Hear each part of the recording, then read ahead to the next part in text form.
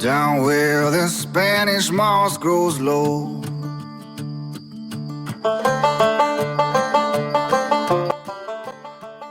Today we're going to be making some butternut squash soup. And to do that, we need a couple of pounds of butternut squash, which we're going to chop and then roast. I'm cutting the ends off, scooping the guts out, and then applying a little bit of olive oil before placing them on a baking sheet and then baking them until they're nice and mushy.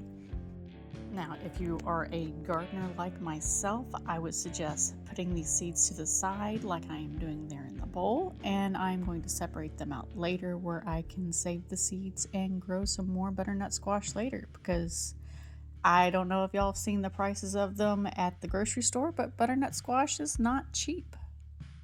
I decided to fast forward this portion because this is boring as watching paint dry, but it's important to see how you clean it out.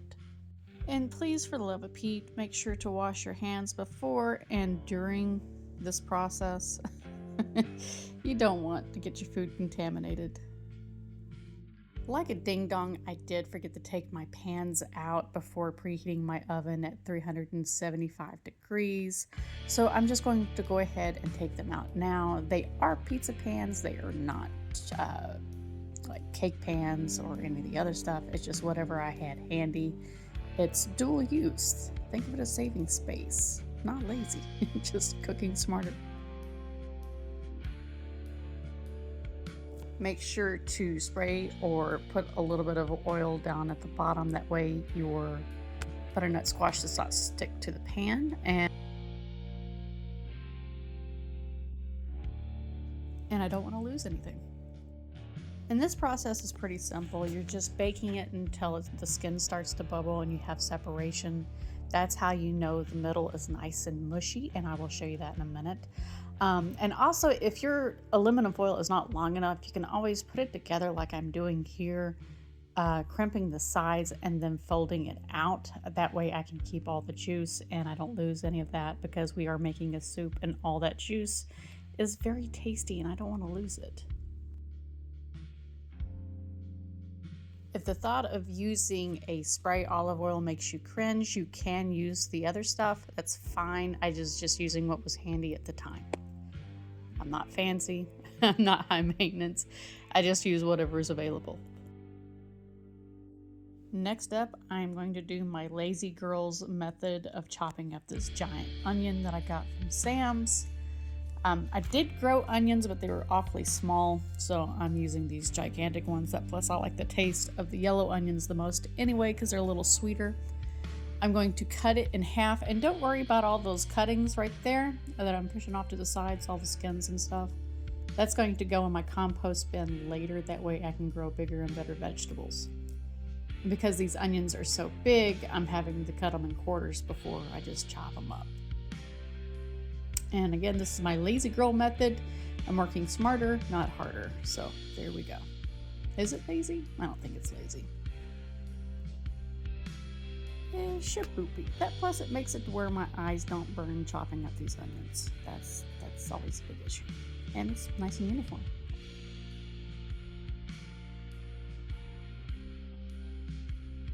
And since nothing goes to waste, all this is going into my compost bin. Next up, we're going to be using some salted butter. This is a little under a stick of butter, but you know what? That's fine. I'm going to go ahead and dump half those onions that I chopped up into my big people cooking pot. Put the other half in the freezer for future use where I don't have to worry about it later. You're going to put in 1 tablespoon of brown sugar and more or less a tablespoon of cinnamon. I'm going to say a little bit more because I like cinnamon. But yeah, I like the way this tastes. It's kind of a quick and easy recipe. I've never had any issues with this, and I think it tastes pretty good. Make sure to mix well and then cover it up while it's heating up. I do have this on a separate little burner right there. I don't know if you can see the cord, but it's on medium heat. And we're just going to glaze those onions. Keep all the liquid in there because you're going to need every bit later. I'm just making sure to make sure that words are hard. I'm going to make sure that it's not going to burn at the bottom. So that's why you see me scraping. I'm going to put in a teaspoon, more or less, of thyme. I'm using fresh because that's what's available in my garden. No seeds or stems. And just a note, anything that you see me discard off to the side, like the stems here, they are going to go into my compost bin as well. Nothing goes to waste in my kitchen.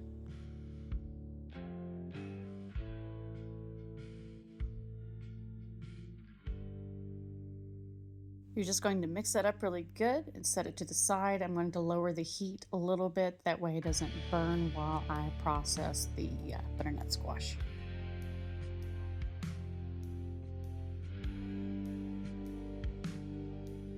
And I probably should have cooked these a little longer, but I wanted to hurry up and get this process over with. But you see how it just peels away right there? Yeah, I wish it would have done that with the entire thing, because that way I could have just peeled off the skin and thrown it in there. But since these are so huge, I couldn't do that, so I got messy. And it's okay to get messy, but I have a texture issue, so I did end up washing my hands quite a bit through this process.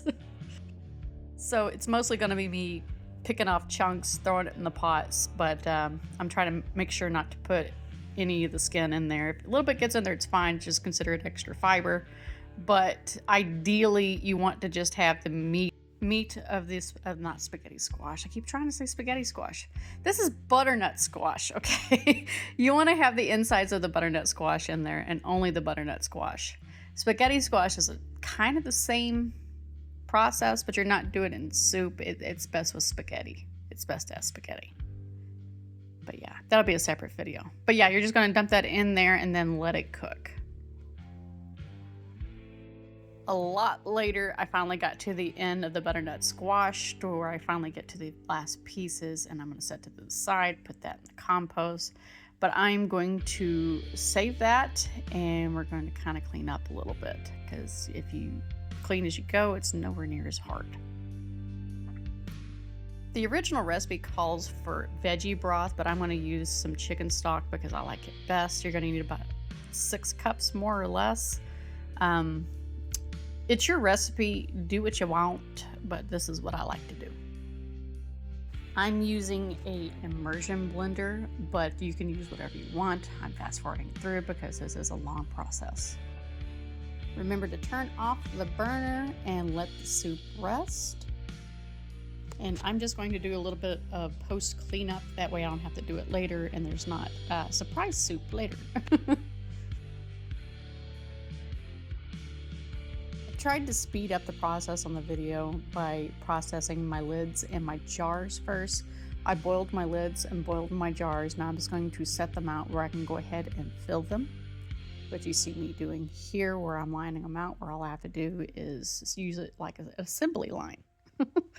And we're going to finger tight put the lids on. You don't want to have it too tight or you're going to have buckling. Finger tight is best. Funnel in place, I can get to filling my jars. I'm using a ladle. I just need to have that a little closer. And we're going to fill it until we have about 8-inch headspace. And if you don't have a measurer, that is the first ring on your jars. You don't want it to go past that or you will have some issues. I like to tap it down to make sure that there's not any bubbles trapped in there, and it makes it a little bit more even where I can see where we're at and what we're working with. And we're just going to move along the line. Be extremely careful while you're doing this. This is extremely hot. The jars are very hot. The soup is very hot. You don't want to put hot soup in cold jars. You want it to be close to the same temperature, or whenever you go to process it, they may break. That would be a sad day to do all this work for nothing. And once everything is in their jars, I am going to top the last one off because I didn't quite fill it up. I'm going to put that with a bit of broth. And then next step is an important one. I'm going to wipe the rims with a little bit of distilled vinegar. It's about 5% acidity. This helps keep bacteria from getting into your jars and cleans it nice and pretty for you. And you're making sure to get all the food gunk off the edges, just in case that you left any there. This is very important to do. Don't touch it again once you get it clean. Just place your lids on, finger tight your rings, and then you place it into the pressure cooker.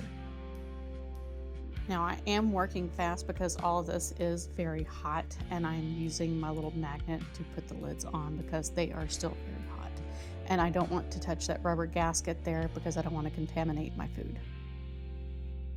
Finger tight the rings, and then into the pressure cooker they go for about 30 to 35 minutes depending on your altitude. My altitude requires for it to only be 30 minutes with a 10-pound weight, and then they will be done and ready to go, and before you know it, you'll be hearing those popping sounds.